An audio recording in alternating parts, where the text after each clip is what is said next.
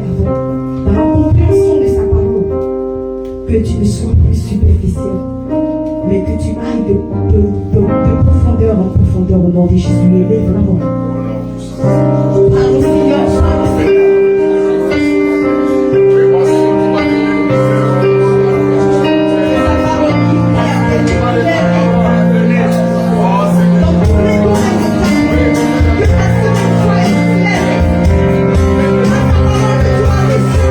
Thank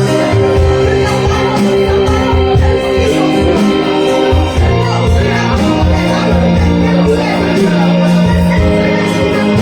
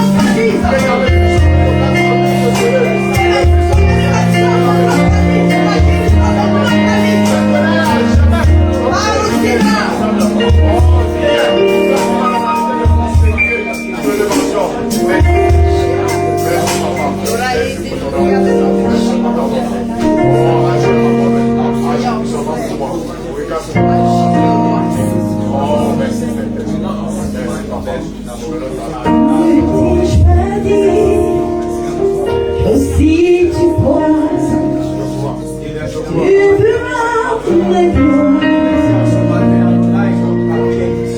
Tu verras mes gloires se manifester dans ta vie. Ne t'ai-je pas dit que si tu crois, tu verras mes gloires. Tu verras mes gloires dans ta vie. Ne t'ai-je pas dit, ne t'ai-je pas dit que si tu crois, tu verras mes gloires. Tu verras mes gloires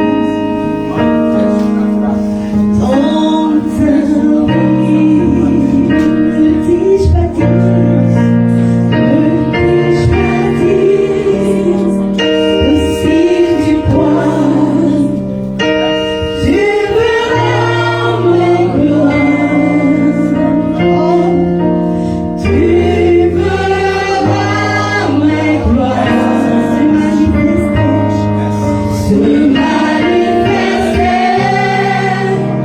dans ta vie. Mon Dieu, t'ai-je pas dit, si tu crois, si tu crois, tu verras mes gloires. Tu verras ma gloire dans ta vie.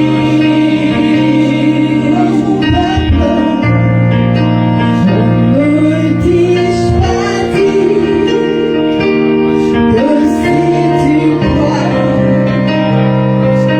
tu verras mes gloires. Oui, tu verras mes gloires se manifester dans ta vie. Ne t'ai-je pas dit que si tu crois, tu verras ma gloire. Se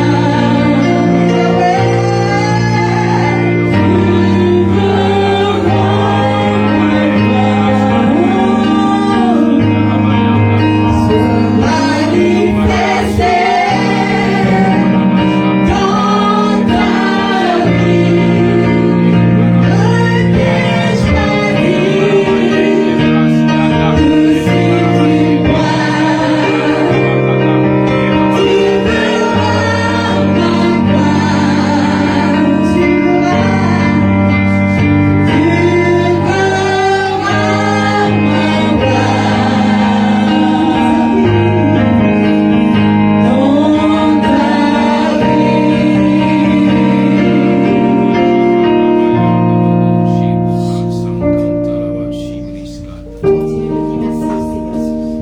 Continue de prier au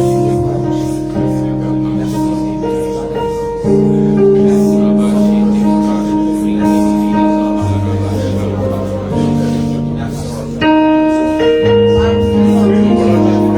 Tu crois en lui.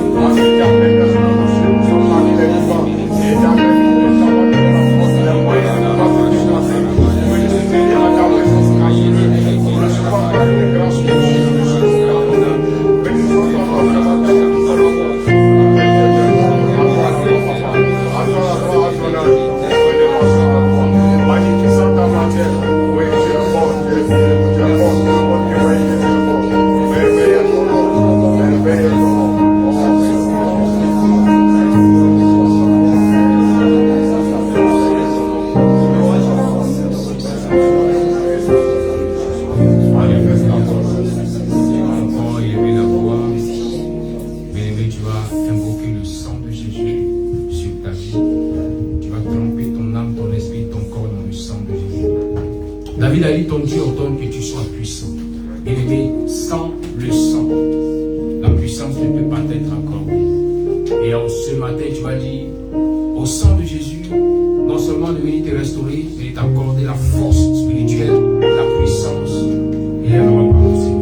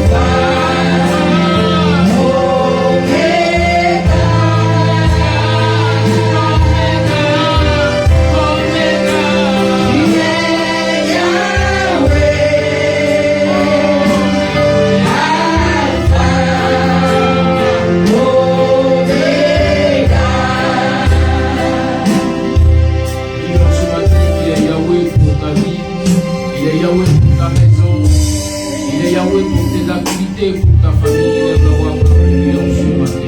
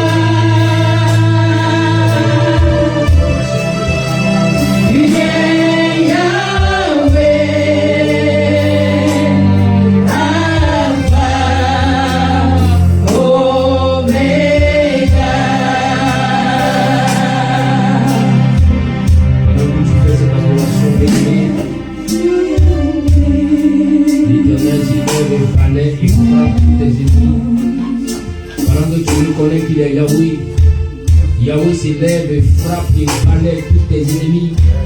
Oh, commence à bénir son nom pour l'action qu'il a fait le faire dans la vie, dans la famille, dans la maison.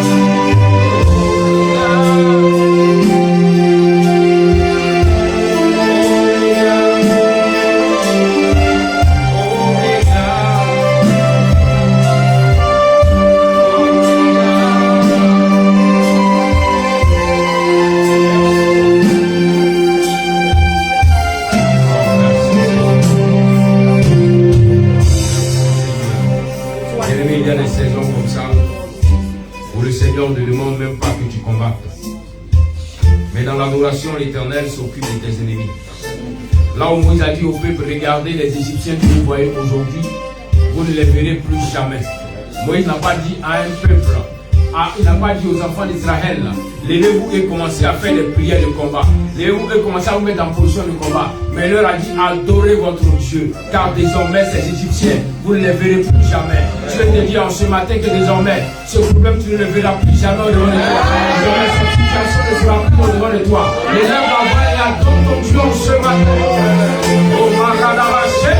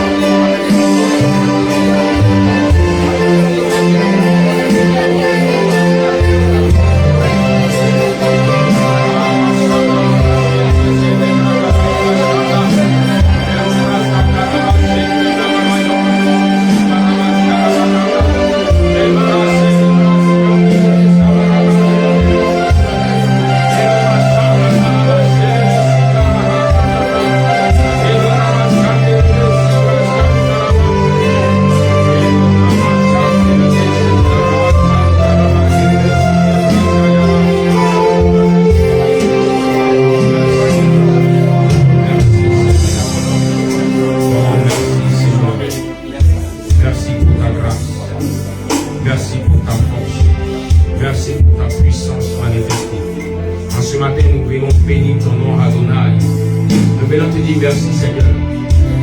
Car sans effort, tu t'es glorifié.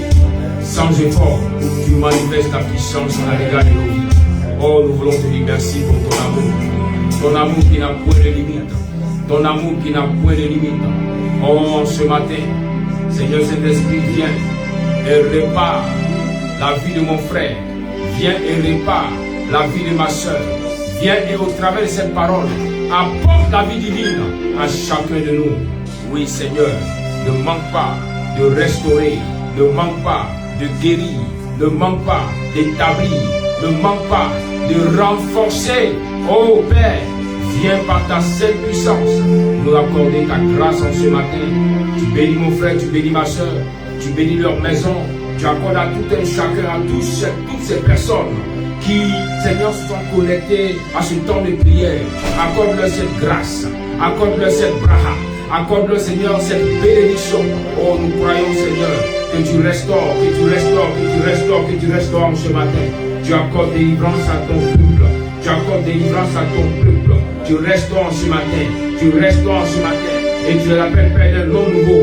Tu vas les amener à chanter des cantiques nouveaux. Car le temps, Seigneur Père, où tu dois glorifier ton nom dans leur vie a sonné. Car le mois, Seigneur, où tu as préparé pour pouvoir manifester aux hommes que tu as avec eux ce temps marqué a sonné. Et nous croyons, Seigneur Père, quand ce matin, par le sang de Jésus, tu restaures. Par le sang de Jésus, tu accordes la victoire.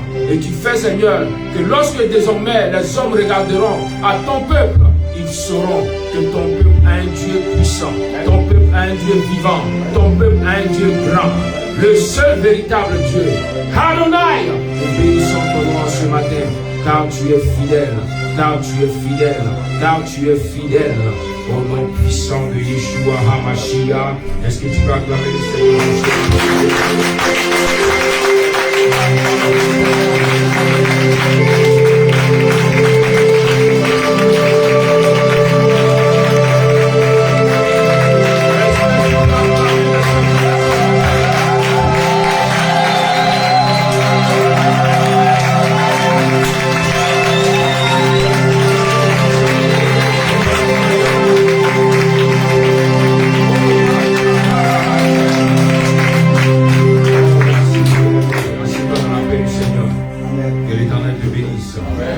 Salut ton frère, salut ta soeur.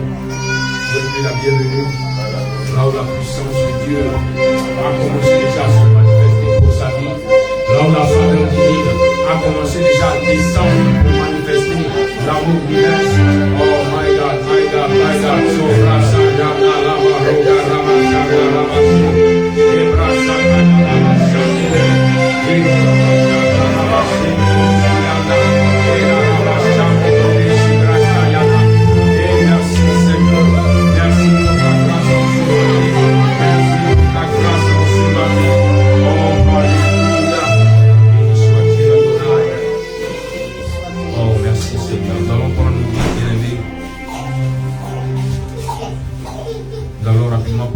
dans le livre de la Genèse, dans le premier chapitre, à partir du verset 1 au verset 29.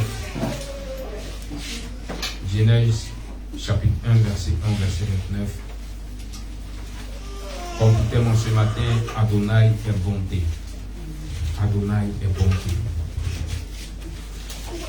Genèse, chapitre 1, à partir du verset 1 au verset 29.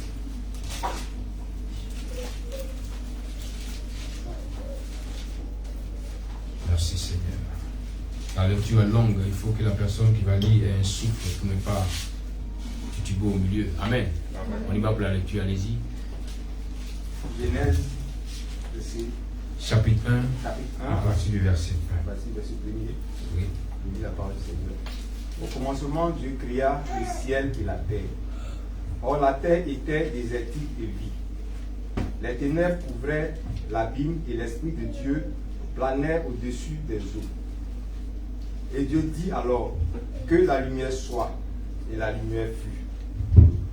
Dieu vit que la lumière était bonne, et il sépara la lumière des ténèbres. Il appela la lumière jour, et les ténèbres nuit. Il y eut un soir, il y eut un matin, ce fut le premier jour. Puis Dieu dit qu'il y ait une étendue entre les eaux pour les séparer. Dieu fit l'étendue, il sépara les eaux qui étaient sous l'étendue des eaux qui étaient au-dessus au-dessus. Et ce fut ainsi. Dieu appela cette étendue ciel, et il y eut un soir et il y eut un matin. Ce fut le deuxième jour.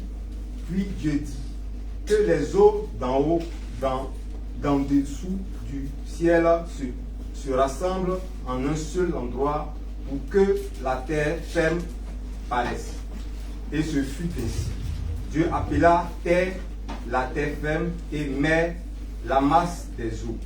Dieu vit que c'était bon. Puis Dieu dit que la terre couvre de verdure, de l'herbe portant sa semence et de chaque espèce d'arbre produisant du fruit portant chacun sa semence partout sur la terre, et ce fut ainsi. La terre fut germée de la verdure, chaque espèce d'herbe portant sa semence et chaque espèce d'arbre produisant du fruit portant chacun sa semence. Dieu vit que c'était bon. Et il eut un soir et il eut un matin, ce fut le troisième jour. Puis Dieu dit que dans l'étendue du ciel, il y ait des luminaires pour distinguer le jour de la nuit, et pour qu'ils marquent les saisons, les jours et les années. Dans l'étendue du ciel, il servent de luminaire pour illuminer la terre. Ce fut ainsi. Dieu fit deux grands luminaires. Le plus grand pour qu'il préside au jour et le plus petit pour qu'il préside à la nuit. Il fit aussi les étoiles. Il les plaça dans l'étendue du ciel pour illuminer la terre, pour présider au jour ainsi qu'à la nuit, et sépara la lumière des ténèbres. Dieu vit que c'était bon. Il y eut un soir, il y eut un matin, ce fut le quatrième jour. Puis Dieu dit que les eaux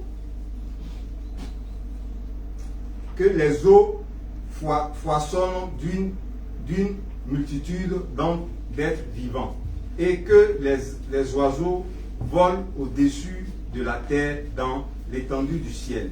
Alors Dieu créa chaque espèce de grands animaux marins et chaque espèce d'êtres vivants qui se meut et foisonnait dans les eaux, et chaque espèce d'oiseaux ailés. Dieu vit que c'était bon, et il les bénit en ces termes: soyez féconds, multipliez-vous, remplissez les eaux des mers, et que les oiseaux aussi se multiplient sur la terre. Il y eut un soir, il y eut un matin, ce fut le cinquième jour. Puis Dieu dit que la terre produise chaque espèce d'être vivant, chaque espèce de bêtes, de reptiles et d'insectes, ainsi que d'animaux sauvages. Et ce fut ainsi. Dieu fit chaque espèce d'animaux sauvages et fit chaque espèce de bestiaux, chaque espèce de reptiles et d'insectes. Dieu vit que c'était bon. Puis Dieu dit: faisons les hommes de sorte qu'ils soient notre image, qu'ils nous ressemblent, qu'ils dominent sur les poissons de la mer, sur les oiseaux du ciel, sur les bestiaux, sur toute la terre et sur tous les reptiles et les insectes. Dieu créa les hommes de sorte qu'ils soient son image, lui. Il les créa de sorte qu'ils soient l'image de Dieu. Il les créa hommes et femmes. Dieu les bénit en disant: soyez féconds, multipliez-vous, remplissez la terre, rendez-vous en maître et dominez les poissons de la mer, les animaux du ciel et tous les reptiles et les insectes. Et Dieu dit, voici, je vous donne pour vous en nourriture toute plante portant de sa semence partout sur la terre et tous les arbres fructueux portant de leur semence. Amen. Merci pour l'appel du Seigneur. Ça n'a pas été facile pour nos frères. Il faut l'encourager. Il a été courageux. Amen.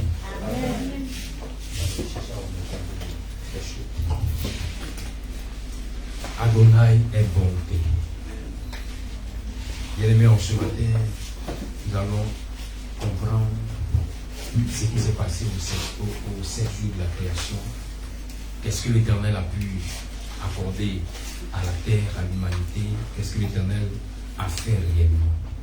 Longtemps nous entendons parler dans la parole du Seigneur que le Seigneur a tout créé pour qu'au 7e jour le Seigneur se repose. Mais aujourd'hui nous allons comprendre la profondeur de ces Écritures pour nous amener non seulement à reconnaître la grandeur de notre Dieu, mais aussi à reconnaître la perfection dans tout ce qu'il a fait. Amen. Alléluia. Bien-aimé, il est dit qu'au commencement, Dieu créa le ciel et la terre. Dans la version hébraïque, il est dit au commencement, Dieu. Bereshit bara Elohim. Au commencement, Dieu. On dit qu'avant toute chose, si Dieu n'y est pas, ça ne vaut pas la peine que les hommes ou les femmes continuent l'action. En tout début, en tout commencement, il faut d'abord qu'il y ait Dieu. Là où tu as décidé peut-être de monter une structure, d'emprunter le chemin du mariage, d'avoir un travail, il faudrait qu'en tout commencement, Dieu soit d'abord présenté. Pour dire, avant que tu n'aies dit, Seigneur, je prends la résolution d'aller ici, de faire ceci, de faire cela, il faut d'abord que Dieu soit invoqué en un commencement pour qu'il puisse continuer l'action avec toi.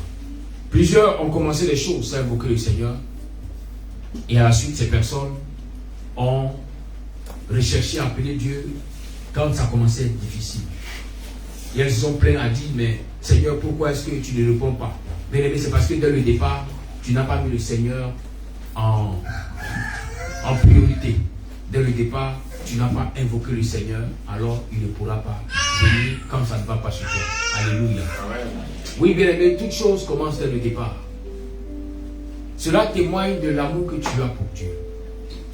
Est-ce que tu aimes véritablement le Seigneur? Pour qu'à chaque fois que tu veux poser une action, tu penses d'abord à lui. À chaque fois que tu veux poser une action, tu cherches d'abord à voir si cela est de sa volonté. C'est à partir de là qu'on se rend compte véritablement de l'amour que ce dernier ou cette dernière a pour le Seigneur. Il y a au commencement Dieu. Avant qu'on ne parle de création, Dieu était. Donc si tu commences une action sans l'invoquer, bien aimé, il te serait difficile de l'expérimenter. Il est fait mention, bien aimé, que quand Dieu était, la terre était désertique et vide. Quand Dieu était, la terre n'avait pas encore pris forme. Mais l'Esprit de Dieu ne manquait pas d'être là, de continuer son travail. Car la Bible nous dit que les ténèbres couvraient l'abîme et l'Esprit de Dieu planait au-dessus des eaux. L'Esprit de Dieu planait au-dessus des eaux. Mais rien n'a pu se manifester ni se matérialiser. Vous savez, le Saint-Esprit ne peut pas agir à l'encontre de la parole du Seigneur. À chaque fois que l'Esprit d'Adonai a agi, c'est que le Seigneur a donné sa parole. C'est qu'il a donné l'ordonnance pour dire à l'Esprit agir. Voilà aujourd'hui l'erreur de l'Église. Plusieurs accourent à la manifestation des œuvres de l'Esprit sans comprendre ou connaître qui est le Saint-Esprit. Sans chercher à savoir pourquoi est-ce que le Seigneur ne me donne pas sa parole pour que le Saint-Esprit l'exécute. Parce qu'en vérité, le Saint-Esprit est l'exécutant de la parole du Seigneur. Les anges sont les gardiens de la parole du Seigneur. Le Saint-Esprit est l'exécutant. Voilà pourquoi Dieu envoie sa parole. Il a toujours des messagers, des anges qui envoient la parole. Mais la manifestation se fera par l'Esprit. C'est pourquoi l'ange Gabriel, lorsqu'il rencontre Marie, il vient avec la promesse du Seigneur. Il lui dit, tu es béni parmi toutes les femmes. C'est toi que Dieu a sélectionné ici. Alors je suis présent parce que le Seigneur veut accomplir sa parole dans ta vie. Mais l'Esprit viendra sur toi. Est-ce que tu comprends ce matin, bien-aimé? La parole était donnée à l'ange. Mais la parole ne peut pas prendre forme si l'Esprit ne venait pas. Tu vois, dès le commencement, là où Dieu n'avait rien fait encore, l'Esprit était là. Car l'Esprit est l'action du Seigneur. Il y a la parole et il y a l'Esprit. Amen. Et la Bible nous dit que Dieu dit que la lumière soit. Et la lumière fut. Vous te dites en ce matin, lorsque Dieu parle, l'Esprit va et exécute la chose. Dieu dit que la lumière soit et automatiquement la lumière a pris forme. On ne nous dit pas comment est-ce que la lumière a fait pour prendre forme. Mais on nous donne le résultat de ce que Dieu a dit qui s'est accompli. Pourquoi? Parce que déjà le Saint-Esprit était en action, il se mouvait. Mais il attendait une parole du Seigneur. Voilà pourquoi le Saint-Esprit descend dans une assemblée.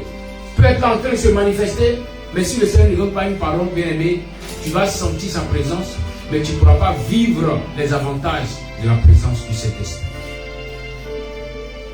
Amen. Amen. Il dit que la lumière soit et la lumière fut.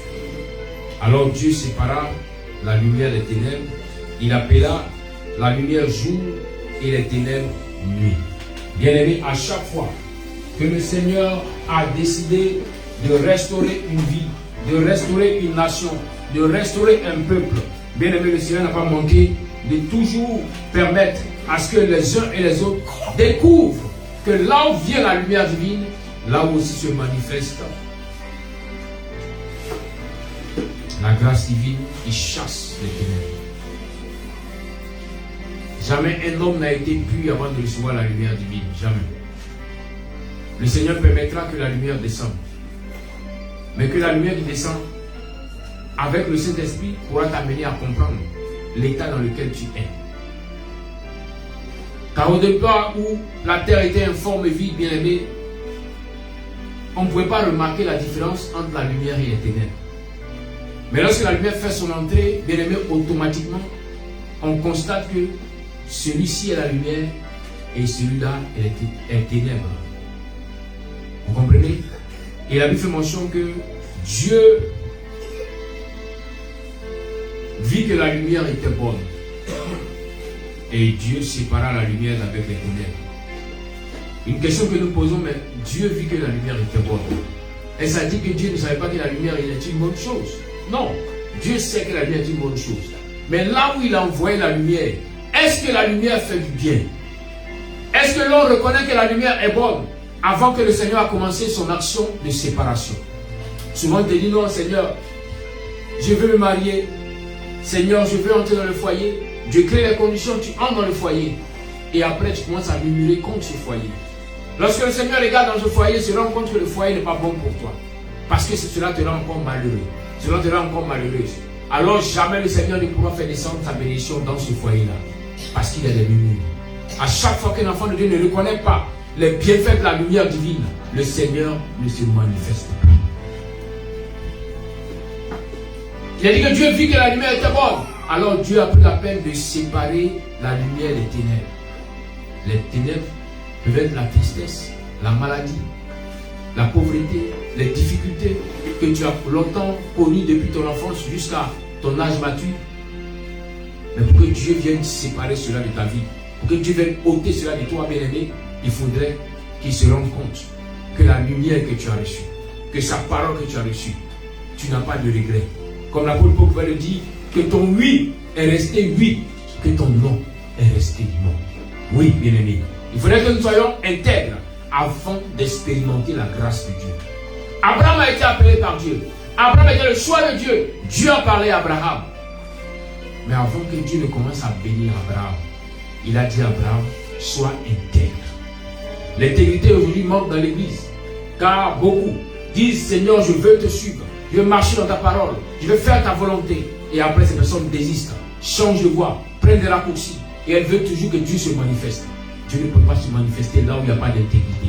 Bien-aimé, ce matin, si ton intégrité n'est pas complète, le Seigneur ne pourra pas se manifester.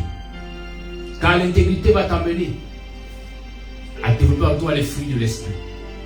Là où le Seigneur permet que son esprit vienne être avec toi, l'intégrité va amener l'esprit à produire des fruits. Aujourd'hui, plusieurs ont senti la présence du Saint-Esprit. Aujourd'hui, plusieurs ont déjà connu la présence du Saint-Esprit. D'autres même ont connu la visitation du Saint-Esprit. Mais peu seulement produisent les fruits de l'esprit.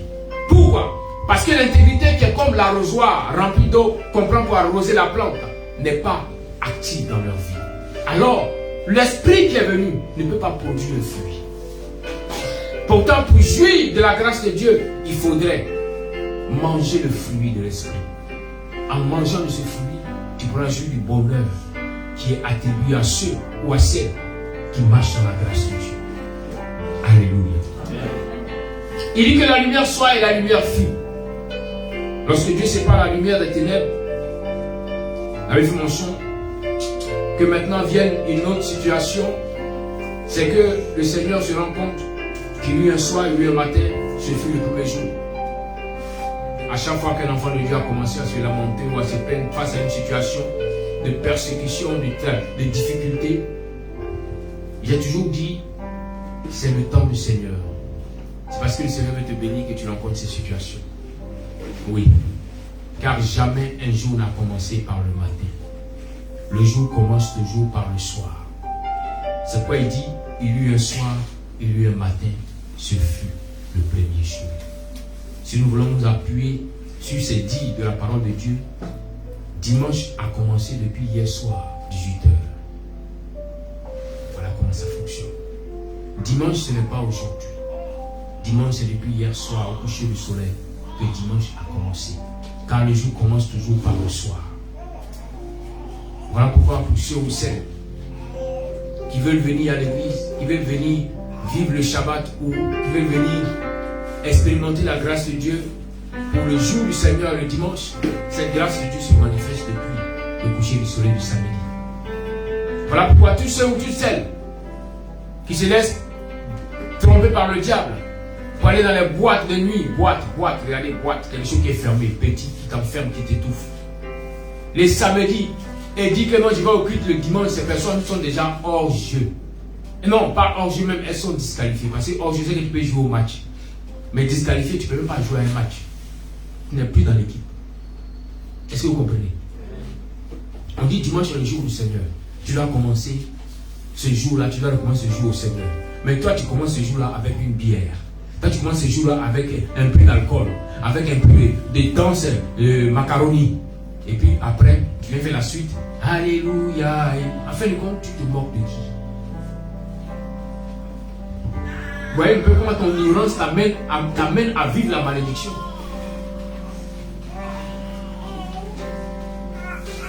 Ta disposition du dimanche doit commencer depuis la veille. Parce que le jour commence toujours par le soir. Amen. C'était une parenthèse. Il a dit qu'il fut le premier jour. Et lorsqu'on poursuit, on se rend compte. À partir du deuxième jour, il y a quelque chose que le Seigneur va commencer à manifester. Il dit, puis Dieu dit qu'il y ait une étendue entre les eaux pour les séparer. Dieu fit l'étendue et il sépara les eaux qui étaient sous l'étendue des eaux qui étaient au-dessus. Et ce fut ainsi. Dieu appela cette étendue ciel. Il y eut un soir, il y eut un matin, ce fut le deuxième jour. Voyez-vous, après que Dieu a envoyé la parole et que l'Esprit de Dieu ait saisi la parole pour la matérialiser, à compter de ce moment, Dieu n'envoie plus la parole, mais Dieu maintenant passe à une autre étape, à l'étape de la nomination. Dieu nomme, Dieu donne un nom. Est-ce que tu m'entends ce matin? Quand Dieu finit d'envoyer la parole, maintenant où la parole a commencé à se matérialiser, où l'Esprit de Dieu a commencé à rendre les choses comme Dieu l'a dit, alors maintenant Dieu commence à donner des noms. La Bible déclare qu'il a séparé l'étendue des eaux qui était au-dessus de ceux qui sont en dessous, et que Dieu a appelé la première étendue ciel, et il a appelé la seconde étendue terre. Et la Bible dit que Dieu appela cette étendue. Donc Dieu maintenant donne un nom. Voilà pourquoi à chaque fois que le Seigneur va extirper quelqu'un des ténèbres pour l'amener à lui, Dieu commencera d'abord par donner un nom à la personne. Il commencera par l'appeler par un nom. Pour dire, il faudrait que tu acceptes ce nom pour que tu puisses entrer dans ma grâce. Vous comprenez? On ne saute pas les étapes dans la spiritualité. Tout est déjà écrit. Il rend parfait la chose. Au départ, tu ne savais pas que tu étais dans les ténèbres. Parce que la vie des ténèbres t'importait tellement. Tu ne penses pas qu'il y avait une autre vie après, à part cette vie des ténèbres. Dieu permet que tu rencontres la lumière. Alors tu commences à te dire, ah, j'ai certainement mal vécu. Alors tu commences à remettre en cause ton ancienne vie pour vivre la vie du Seigneur. Dieu sépare la lumière des ténèbres. À la suite, Dieu maintenant va commencer à t'appeler. T'appeler par un nom nouveau. Là où tu pensais que tout était fini. Là où tu pensais qu'il n'y avait plus d'espoir. Il dit non. Toi qu'on appelait la délaissée, je viens à toi pour dire que tu deviens la pierre principale. Qu'on rejetait les bâtisseurs. Les bâtisseurs n'avaient pas eu la vision que cette pierre allait faire quelque chose de merveilleux devant. Les bâtisseurs n'avaient pas eu la compréhension, la connaissance que cette pierre qu'ils avaient rejetée était la meilleure des pierres qui allait permettre à la famille, à la nation d'aller de l'avant. Mais Dieu vient, il t'appelle. Tu dis non, j'ai été rejeté. Il dit non. Voici ta véritable identité. Ceux qui t'ont rejeté ne te connaissaient pas. Ceux qui t'ont rejeté ne savaient pas ce que moi, Dieu, j'avais fait pour ta vie. Voilà pourquoi est venu le rejet. Mais dès maintenant, je t'appelle de nom nouveau. Et la Bible poursuit pour dire, même après le deuxième jour, puis Dieu dit que les eaux au-dessous du ciel se rassemblent en un seul endroit pour que la terre ferme paraisse. Ce fut ainsi. Dieu appela la terre. Dieu appela la terre ferme et mer les amasses des eaux. Dieu vit que cela était bon. Est-ce que vous voyez un peu? Voici, nous avançons étape par étape.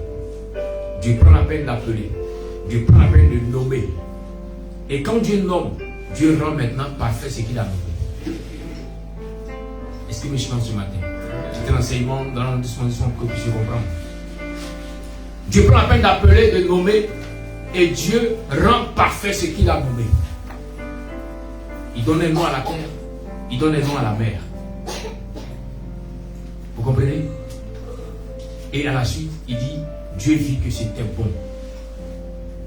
Pour te dire en ce matin, bien aimé, jamais Dieu n'a posé une action et puis elle a été imparfaite. Jamais. Peut-être que l'action aujourd'hui te fait pleurer parce que tu ne comprends pas pourquoi cette situation t'est arrivée. Mais quand tu ne comprends pas, la seule chose que tu peux dire, Seigneur, que ta volonté soit faite. Car Dieu rend toutes choses bonnes et parfaites. Jamais il ne fait une chose à moitié.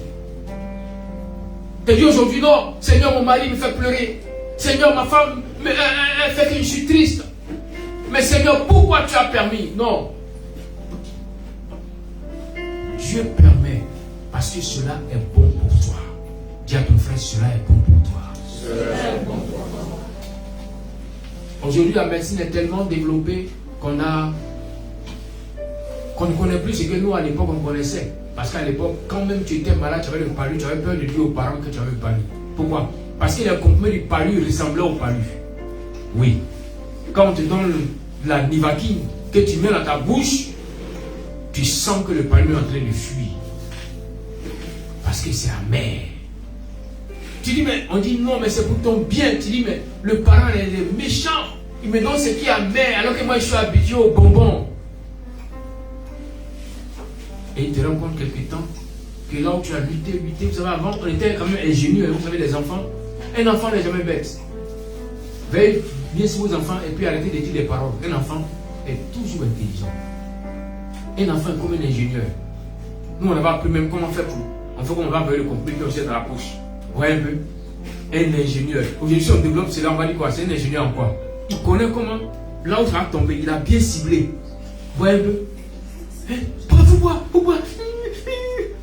Alors qu'il a fait comme ça, c'est tombé dans la poche. Et puis prend l'eau. On se rend compte que jusqu'au soir, la fièvre persiste. On dit le petit lait n'a pas bu. Donc l'enfant est ingénieux, mais le parent est plus qu'ingénieux. Le parent dit on change de technique. Maintenant tu ne bois pas. Moi-même je prends, j'écrase dans la cuillère et puis je mets dans ta bouche. C'est la partie là, c'est. Là tu te rends compte qu'il n'y a plus de sortie. Plus de sortie. Et mais à la suite tu te rends compte que tu es guéri. Tu te sens bien, tu retrouves la santé. Amen. Dieu nomme. Peut-être qu'à l'instant, le nom que Dieu a donné, tu penses que ce n'est pas un bon nom. Parce que ce nom ne te donne pas d'acquérir à l'instant ce que tu veux. D'avoir à l'instant ce que tu as toujours recherché. Mais Dieu dit que cela est bon. À chaque fois que le Seigneur dit que quelque chose est bon, c'est que cela fait partie du plan de Dieu pour ta destinée. Pour que tu rentres dans les grâces et les promesses d'Adonai. Il dit que Dieu a appelé mer la masse des eaux et il a appelé terre la masse de la terre et Dieu vit que cela était bon. Puis Dieu dit que la terre se couvre de verdure, de l'herbe portant sa semence et de chaque espèce d'arbre produisant du fruit, portant chacun sa semence partout sur la terre. Et cela fait ainsi. Voyez-vous, le Seigneur ne fait jamais quelque chose à moitié. Même les arbres qu'il a produits, il dit chacun porte en lui sa semence. Voilà pourquoi j'ai l'habitude de vous dire que jamais vous ne venez pour recevoir des bénédictions. Non. Chaque être humain vient avec la bénédiction que Dieu a préparée pour lui sur terre. Mais quand vous venez, vous connectez à la lumière divine, c'est pour vous détacher de tout ce qui était corde filée qui empêchait la bénédiction de Dieu de prendre forme dans votre vie. Amen. Donc, nous continuons sur le chemin qui vous mènera à expérimenter ce qui est déjà en vous, mais pas autre chose. Voilà pourquoi on peut planter un avocatier dans un champ de mangue. Mais l'avocatier ne dira pas, comme j'ai grandi avec les manguiers, alors je vais produire des mangues. Ça n'existe pas. C'est la même chose dans le spirituel, bien aimé. Même si tu es né dans une famille très très pauvre, ça n'annule pas la grâce de Dieu sur ta vie. Est-ce que vous comprenez ce matin? Amen. Ça n'annule pas la grâce de Dieu sur ta vie. Regardez Méphibosheth, le fils de Jonathan, qui est né, mais quand il est né, à son très jeune âge, son père est mort. Tout a chamboulé. Même lorsque la servante fuyait avec lui pour aller dans ce campement, il est tombé, ses pieds sont cassés. Il n'y a pas eu quelqu'un pour le soigner. La servante s'est débrouillée, donc ses pieds sont restés perclus. Quand on dit perclus, c'est un peu comme le bois que les cultivateurs prennent pour attraper les herbes, et puis on coupait la machette. Hein? Vous voyez un peu, non? C'est comme ça. Donc ses pieds étaient perclus parce qu'il n'y a pas eu de médecin ou de personnes qui connaissaient comment soulever les pieds pour mettre un bois pour rendre ses pieds droits. Vous comprenez? Et la Bible déclare qu'il était à l'O-Débar. L'O-Débar, quand les théologiens expliquent l'O-Débar, en fait c'est un campement, comme chez nous on dit campement, où il y a des marigots, où il y a des pots. En fait, un endroit où il n'y avait rien de bon. Il a grandi à l'O-Débar. Imaginez-vous un enfant de 3 ans ou de 2 ans qui va là-bas jusqu'à, il a 17 ans, 18 ans. Est-ce que vous pensez que dans son esprit, dans sa pensée, il y a même une petite idée pour dire non, il viendra vivre un jour à Abidjan, à Kodi? Non. Lui, il a projeté. Je suis dans le campement, on m'a donné un peu de parcelle, je suis en train de faire mon champ. Il est en train de se concentrer même sur les jeunes filles du campement. Comment vous se marier? Donc dans ces projets, il n'y avait jamais dit qu'il viendra vivre dans la maison du roi. Comme aujourd'hui, on dira qu'il viendra vivre dans la maison du président, au palais présidentiel. Cette pensée n'existe pas dans son esprit. Mais en lui, il y avait une semence de prospérité. Il y avait une semence d'élévation. Il y avait une semence de royal qui était en lui. Malgré les années qu'il a passées à l'O-Débar, cela n'a pas empêché cette semence de ressortir. Quand le temps marqué par Dieu est arrivé, de l'O-Débar, du campement, il n'est pas allé au village, non.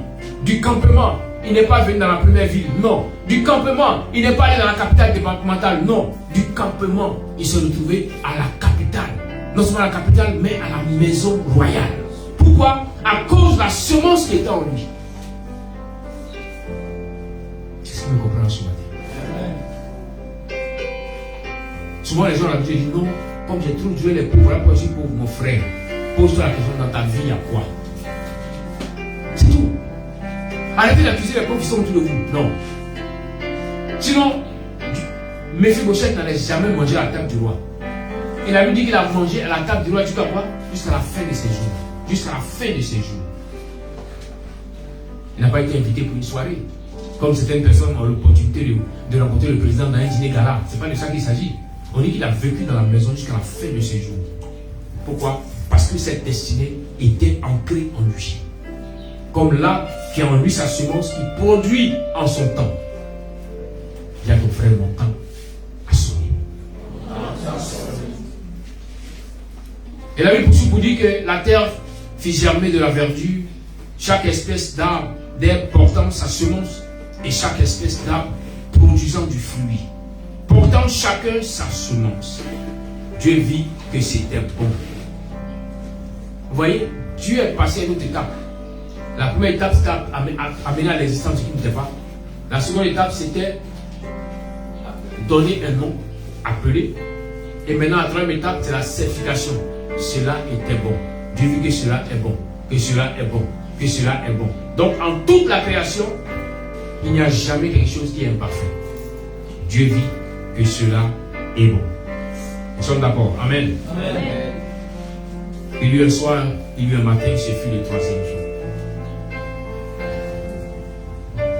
Et à partir du troisième jour, bien aimé, le Seigneur va encore manifester sa grâce. Il continue encore de créer les choses. Au quatrième jour encore, lorsqu'on lit tous les versets concernant le quatrième jour, Dieu a créé les luminaires. Oui. Il dit, puis Dieu dit que dans l'étendue du ciel, il y ait des luminaires pour distinguer le jour de la nuit et pour qu'ils marquent les saisons, les jours et les années. Que dans l'étendue du ciel, ils servent de luminaires pour illuminer la terre. Cela fut ainsi. Dieu fit deux grands luminaires. Le plus grand pour présider au jour et le plus petit pour qu'il préside à la nuit. Il fit aussi les étoiles.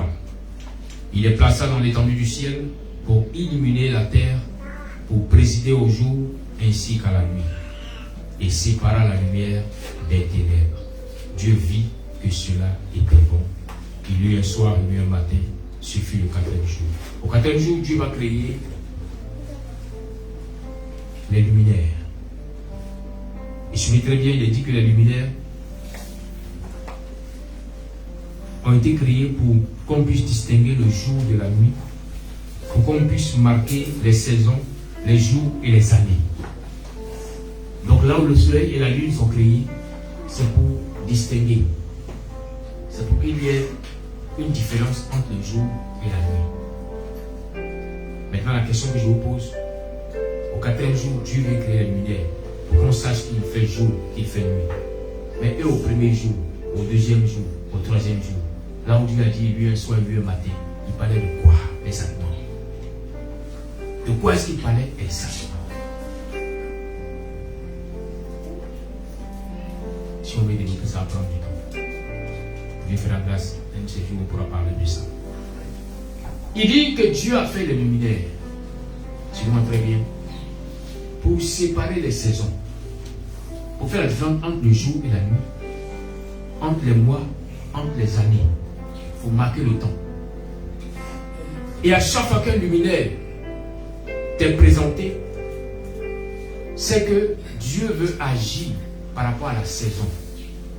C'est pourquoi dans le monde des ténèbres, lorsqu'on veut attaquer une saison concernant la vie d'une personne, d'un peuple, on s'attaque au luminaire. On fait l'incantation sur le luminaire pour que lorsqu'il projette de sa lumière, que cela soit accompagné de négativité vis-à-vis de ce peuple, vis-à-vis de ces personnes-là. C'est pourquoi David, qui connaissait ses secrets, dans le psaume 11 va dire que même les rayons du soleil ne pourront plus te frapper. Et on se rend compte qu'il dit, mais il parle de quoi? Il dit, même la lumière de la lune ne pourra pas t'atteindre. On se dit, mais David parle de quoi? David parle en fait du monde spirituel. Les sorciers, les mystiques peuvent préparer pour une saison chargée de luminaires pour atteindre à ta vie. Vous comprenez?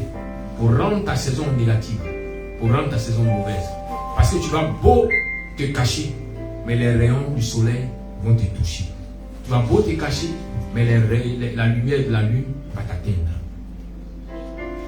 Même quand tu seras enfermé dans une maison, tu auras envie de la lumière du soleil. Même si la maison est climatisée, fermée partout, tu vas tirer le rideau, il y aura une lumière du soleil qui va te toucher. Alors, si tu n'es pas prêt, si tu n'as pas été préparé, tu n'as pas été protégé par Adonai, cette lumière qui te touche permet aux ténèbres de t'atteindre. Est-ce que vous comprenez? C'est ça. Voilà pourquoi lorsque le Seigneur m'a révélé,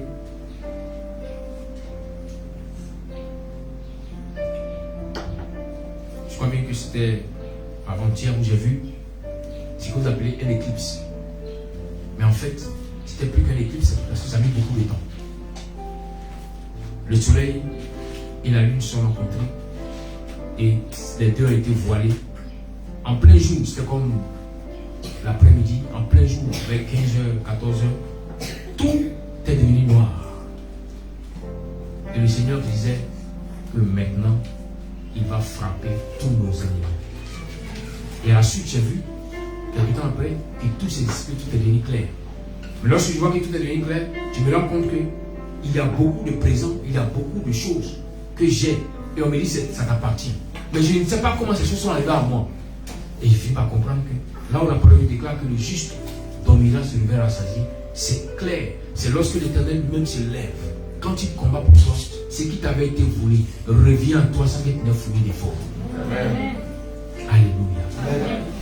C'est pourquoi pour toi en cette saison je dis que tout ce qui t'avait été pris depuis le premier jour de naissance, souvent il arrive que depuis ta naissance, tu as été né auprès de la plus mauvaise des personnes. Que tes parents ne sachant pas t'ont mis auprès d'une personne qui était dans la sorcellerie. Ou peut-être dans la condition de ta naissance, tu t'es retrouvé là où peut-être était un lieu ténébreux. Et le diable pensait qu'il avait tout pris. La sorcière pensait qu'elle avait bloqué ta vie. Mais bien aimé, c'est parce que ce n'était pas le temps de Dieu. Mais quand le temps d'Adonai arrive, toutes ces actions qui ont été posées reviennent. Tu récupères ce qui t'a été volé depuis ton cordon ombilical. Tu récupères la grâce qui a été prise sur ta vie depuis ton enfance. Car souvent, surtout en Afrique, nous remarquons qu'il y a beaucoup de méchanceté. L'enfant peut naître. Souvent, avant sa naissance, les gens ont consulté pour voir que l'enfant sera très brillant. Alors le gardien de l'hôtel familial se lève pour venir faire des offrandes à la naissance à l'enfant, mais c'est en fait pour acheter, pour prendre, pour hypothéquer la grâce de cet enfant. Et l'enfant qu'on a dit être brillant, grandit, à l'école rien ne va, dans la vie active tout est zéro, il ne comprend rien. Il se dit mais j'ai tout perdu, jusqu'à ce âge-là rien ne pourra changer. Mais laisse-moi te dire en ce matin, rien ne changeait parce que ce n'était pas le temps de Dieu. Rien ne changeait parce que ce n'était pas le moment fixé par Adonai. Car de même que sa parole déclare que de la poussière il fait sortir le pauvre pour le faire asseoir avec les grands. Ne crains pas. Le temps de Dieu a sonné pour toi. Tu vas t'asseoir avec les grands. Là où tu ne pensais même pas un instant que l'Éternel pouvait t'accorder. Tu rencontres cette personnalité, cette personne, le Dieu d'Abraham, t'enverra expérimenter sa grâce. Parce qu'il a mis la semence en toi. Parce qu'il a mis la bénédiction en toi. Parce qu'il a mis la grâce en toi. Alors rien ne pourra t'échapper. Rien de rien. Car ton frère, rien de rien ne pourra m'échapper.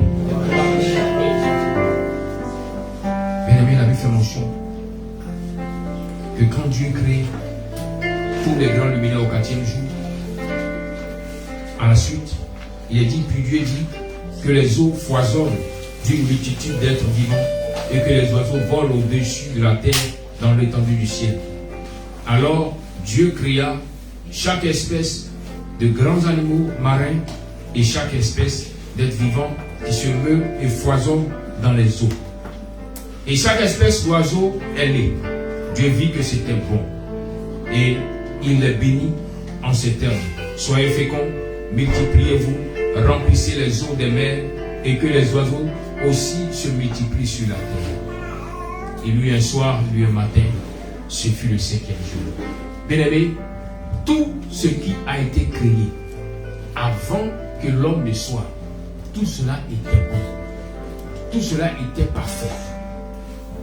Rien n'a été fait à moitié. Dieu crée, Dieu multiplie, Dieu accomple le développement. Et lui, il met la certification de tout est bien, tout est bon. Voilà comment est-ce que, après qu'il ait rendu tout ce qui est bon, il va maintenant se pencher sur la création de l'homme. Est-ce qu'il me comprend ce matin? Quand il a vu que tout était bon maintenant, il se penche sur la création de l'homme. La Bible dit, puis Dieu dit, faisons les hommes de sorte qu'ils soient notre image, qu'ils nous ressemblent, qu'ils dominent sur les poissons de la mer, sur les oiseaux du ciel, sur les bestiaux, sur toute la terre et sur tous les reptiles et les insectes. Dieu créa les hommes de sorte qu'ils soient son image. Oui, il les créa de sorte qu'ils soient l'image de Dieu. Il les créa hommes et femmes. Dieu les bénit en disant, soyez féconds, multipliez-vous, remplissez la terre, rendez-vous en maître et dominez les poissons des mers, les oiseaux du ciel et tous les reptiles et les insectes. Bien-aimés, au 6e jour, Dieu veut maintenant créer l'homme. Mais il ne crée pas l'homme comme il a créé les animaux. Il ne crée pas l'homme comme il a créé le poisson. Il ne crée pas l'homme comme il a créé les oiseaux du ciel. Mais lorsque Dieu parle à son conseil, lorsqu'il parle à son esprit, lorsqu'il parle à sa parole, il dit, faisons l'homme à notre ressemblance. Faisons l'homme à notre image.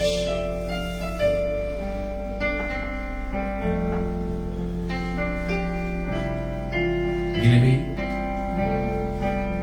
lorsqu'il appela à l'existence ce qui n'existait pas, lorsqu'il a nommé ce qui existait, et lorsqu'il a béni ce qu'il a nommé, Dieu prend la peine maintenant de créer l'homme à sa ressemblance. Je viens de dire ce matin que peut-être que physiquement, sur le plan physiologique, tu peux ressembler à ton père, tu peux ressembler à ta mère. Mais spirituellement, Dieu t'a créé pour que tu puisses ressembler à ton Créateur. Et quand on parle de ressemblance, bien aimé, ce n'est pas pour dire que tu as la tête de Dieu, que tu as les bras de Dieu, que tu as la main de Dieu. Non.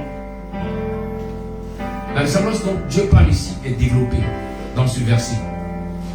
Il dit, faisons l'homme de sorte qu'il soit notre image, qu'il nous ressemble. Maintenant, il explique comment est-ce qu'on peut ressembler à Dieu. Il dit, qu'il domine sur les poissons de la mer, sur les oiseaux du ciel, sur les bestiaux, sur toute la terre et sur tous les reptiles et les insectes. Voici la domination. Voici la ressemblance de Dieu pour son peuple. C'est la domination, le pouvoir. Dieu est pouvoir, Dieu est puissance. Que ceux ou celles qui ressemblent à Dieu soient aussi pouvoir et puissance. Voilà pourquoi le roi David dit, ton Dieu ordonne que tu sois puissant. Bien aimé, jamais homme n'a pu obtenir ou acquérir quelque chose s'il n'a été puissant. Même nos parents qui sont dans les villages, en train de faire des champs. Au départ, c'est de la forêt. Au départ, c'est la brousse qui était habitée par des animaux. Mais quand ils arrivent, ces animaux reculent. Quand ils commencent à défricher, les animaux ne viennent plus. Pour dire qu'ils ont la domination sur le territoire. Et les gens ont l'habitude de dire, là où les hommes ont frotté, que les animaux sentent l'odeur des hommes, ils s'éloignent. Alors, le parent a fait son champ. Mais l'animal sait que ça appartient à un homme. Peut-être que l'homme ne l'a jamais vu. Mais lui, il a vu l'homme, il s'est éloigné. De cette domination, bien-aimé, dépend ton évolution. Parce qu'il a prévu que tu domines sur toute la créature. Les animaux de la forêt, dans le ciel, les reptiles, les insectes. Voilà pourquoi lorsque tu perds cette domination, tu vas voir que ce sont les mêmes animaux qui vont te poursuivre dans tes songes. Le sorcier qui viendra sera toujours en bœuf, en chien. Ils vont te poursuivre. Pourtant, la Bible fait mention que si tu ressembles à Dieu, normalement quand il te voit, il doit fuir. Est-ce que vous comprenez un peu? Amen. L'homme a la domination. J'ai regardé un documentaire sur un peuple de l'Afrique, je crois dans l'Afrique de l'Est, les Maasai, qui ont le pouvoir de faire fuir par leur regard les lions. Là où souvent on se demande, mais comment est-ce que Dieu a dit que nous devons dominer, mais les lions sont dangereux? Bien aimé, ce peuple-là, quand ces chasseurs avancent vers un troupeau de lions, le regard de ces chasseurs fait fuir les lions. Il dit, waouh, il y a la domination. Ils ont récupéré cette domination pour ne pas que ces animaux dominent sur eux. Mais au contraire, ce sont eux qui dominent sur ces animaux. C'est pourquoi Jésus, quand il vient pour racheter l'humanité, quand il vient pour racheter, il ne parle pas d'autre chose à ses disciples que le pouvoir. Il dit, je vous donne le pouvoir. Le pouvoir que Adam avait vendu au diable. Le pouvoir que Adam avait laissé entre les mains de Satan. Moi, je viens vous redonner le pouvoir pour que vous puissiez dominer. C'était en d'autres termes pour dire aux disciples que désormais, je viens vous ramener à être l'image de Dieu. À être la ressemblance de Dieu. Alléluia. Il est temps que tu sois la ressemblance, que tu retrouves la ressemblance que tu avais du Seigneur depuis la création. La Bible fait mention qu'il est seul, qu'il est 3 fois seul. Donc avant de commencer à ressembler à ton Créateur, commence à vivre cette vie de sanctification, cette vie de vérité, cette vie de franchise, cette vie où tu n'es plus à moitié, mais tu es tout entier à l'Éternel. Pour ressembler à Dieu, tu dois accepter sa parole et vivre avec cette parole, la manifester. Dans tes actions qu'on retrouve la parole de Dieu, dans tes actions qu'on retrouve la signature de la parole du Seigneur. Et en cela, tu pourras ressembler à Adonai. Et parce que tu lui ressembles, automatiquement ceux qui l'assistent viendront t'assister. Automatiquement ceux qui sont auprès de lui viendront auprès de toi, car tu ressembles à ton Créateur. Voilà pourquoi le fils du président, sans qu'il n'ait les moyens de payer des gardes du corps, on lui octroie des gardes du corps parce qu'il ressemble au président, parce qu'il est la copie du président, parce qu'il est l'échantillon du président. Bien-aimé, il n'y a pas de prière pour qu'un ange vienne auprès de toi. Non. La seule chose que tu feras pour que l'ange du Seigneur vienne t'assister, c'est que tu ressembles à ton Créateur. Dans cette ressemblance, le Seigneur permettra que son armée combatte pour toi. Dans cette ressemblance, le Seigneur permettra que tu ne fournisses pas d'efforts, mais que tu estimes la grâce et la faveur de vie. Bien-aimé, Dieu a déjà tout accompli pour l'homme. Mais le diable est venu s'aimer le doute et l'ignorance. C'est ce qui fait que plusieurs, aujourd'hui, en souffrent. Toi-même, ton état de santé a pris un coup parce que tu t'es éloigné de la première nourriture que Dieu t'a donné à manger. Souvent, on est tellement rentré dans la technologie, manger les fast-food qu'on a oublié la première nourriture que Dieu nous a donné à manger. Lorsqu'on poursuit, il est dit que Dieu créa les hommes de sorte qu'ils soient son image. Oui, il les créa de sorte qu'ils soient l'image de Dieu. Il les créa hommes et femmes. Dieu les bénit et leur dit, soyez féconds, multipliez-vous, remplissez la terre, rendez-vous en maître, dominez sur les poissons des mers, les oiseaux du ciel et tous les reptiles et les insectes. Avant d'arriver à la nourriture, bien aimé, il y a un aspect ici que nous devons comprendre. Un signe de bénédiction, un signe de braha. Jamais Dieu n'a béni quelqu'un sans rendre la personne féconde. Vous comprenez? L'argent, ce n'est pas une bénédiction. Non. Le matériel, ce n'est pas une bénédiction. Non. Voilà pourquoi Abraham était béni. Abraham avait tout l'argent, toute la fortune. Aujourd'hui, on peut appeler, c'était dans notre temps, on peut appeler Abraham comme un milliardaire. Mais son fils, l'héritier Isaac, était malheureux. Pourquoi? Malgré tous les biens, il lui manquait, lui et sa femme, d'avoir un enfant, car il était stérile. Est-ce que vous me comprenez en ce matin? La bénédiction du Seigneur se démarque par la fécondité. Voilà pourquoi il dit, soyez féconds. Et quoi? Et remplissez la terre. Mon frère, tu as quel problème? Non, ça dit que la vie est devenue dure. Non, maintenant, mon frère, la Bible dit, soyez féconds et remplissez la terre. C'est parce que vous n'êtes pas encore arrivé en Israël. Sinon, vous allez comprendre que vous n'avez rien fait encore avec votre femme. Vous savez, pour dominer, sur le plan politique, pour dominer, il faut être un grand nombre. Quand on vote un président, on parle de quoi? De pourcentage. On dit l'autre a eu 10 voix, lui il a eu 20 voix, voilà pourquoi il est président. Nos cousins ont compris cette chose. Vous allez voir les musulmans, quand ils arrivent dans une ville, ils peuvent être 4. Mais ils sont sereins. La main, ils vont se multiplier. Dans 10 ans, ils vont vous dépasser. Et ils deviennent encore plus forts que vous. C'est un secret que l'Occident ne veut pas. Voilà pourquoi ils font tout envoyer des vaccins pour qu'on fasse aux femmes noires pour qu'elles deviennent stériles. Là, ils ne pourront pas. Parce qu'ils ont compris que plus les gens sont nombreux, plus ils sont forts. Et c'est fait la force du Nigeria aujourd'hui. Ils sont tellement nombreux que quand il faut une activité, ça marche parce qu'il y a plusieurs bouches. Ils sont tellement nombreux. C'est la force aussi de la Chine. La Chine a compris cela. Ils sont tellement nombreux qu'ils, si ils tous s'assemblent pour travailler, ils deviennent forts. C'était un secret dans la parole de Dieu. Dieu a dit, si vous voulez dominer, multipliez-vous. Si vous voulez dominer, multipliez-vous. Et vous allez voir qu'à la longue, vous serez très fort.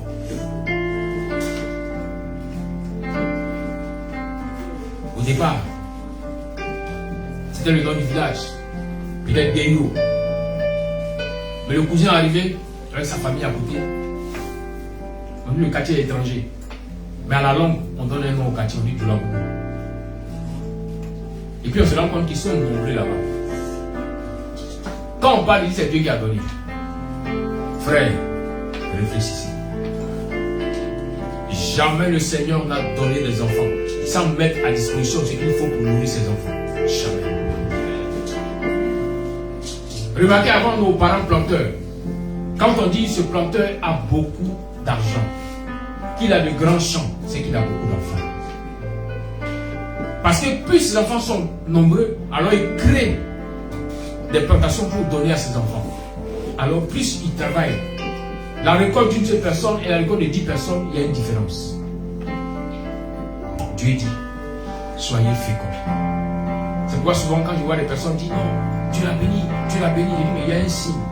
Mais pourquoi est-ce que Dieu qui bénit est avec lui et puis n'arrive même pas à avoir un enfant? Posons-nous les questions.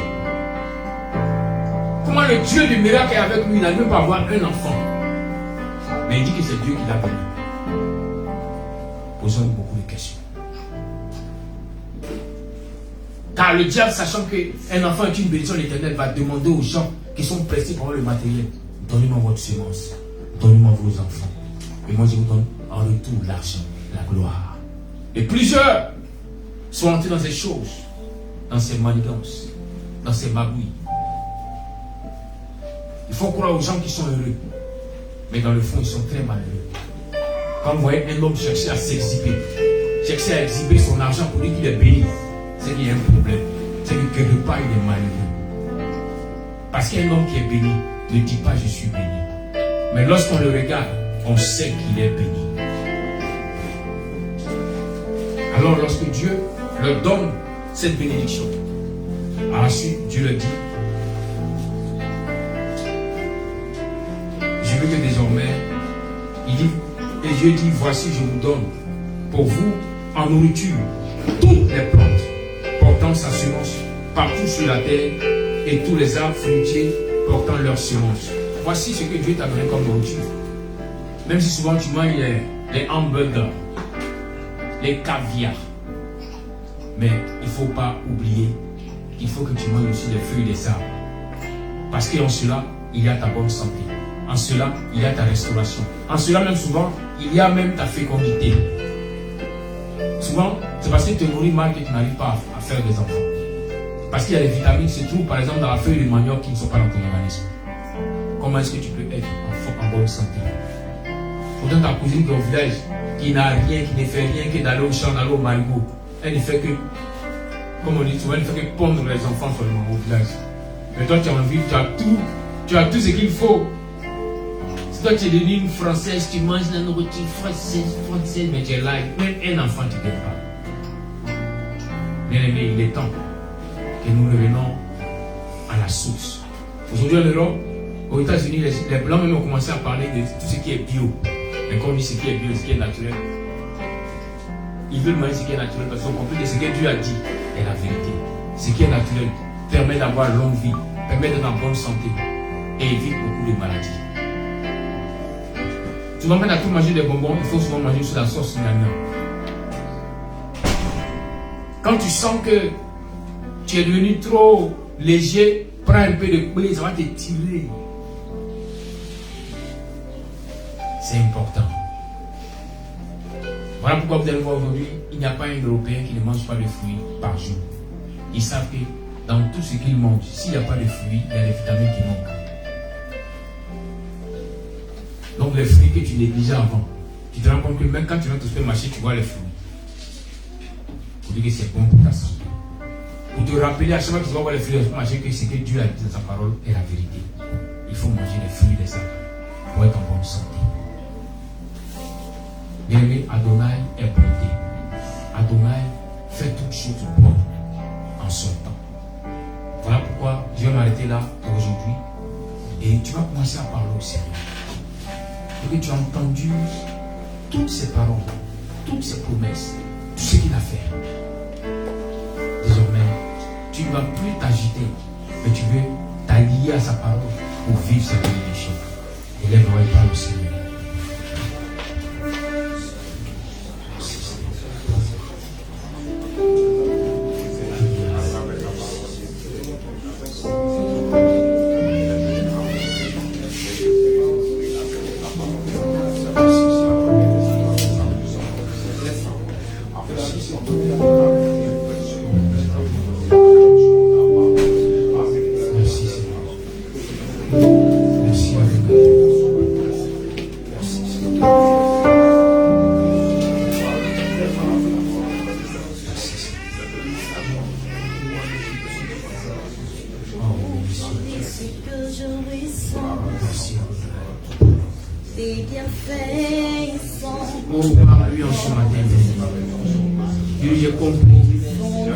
Désormais, je ne peux plus être cette seule personne, car tu m'as rendu parfait et tu m'as créé à ton image. Tu m'as créé pour que je puisse te ressembler. Alors désormais, je ne serai plus cette personne-là qui ne reconnaissait pas son identité. Désormais, je sais qui je suis. Alors je ferai l'effort de marcher dans ta ressemblance, de marcher à ton image. Merci Seigneur. Que ma vie soit une fleur, un parfum pour toi, Seigneur. Que ma vie soit une fleur,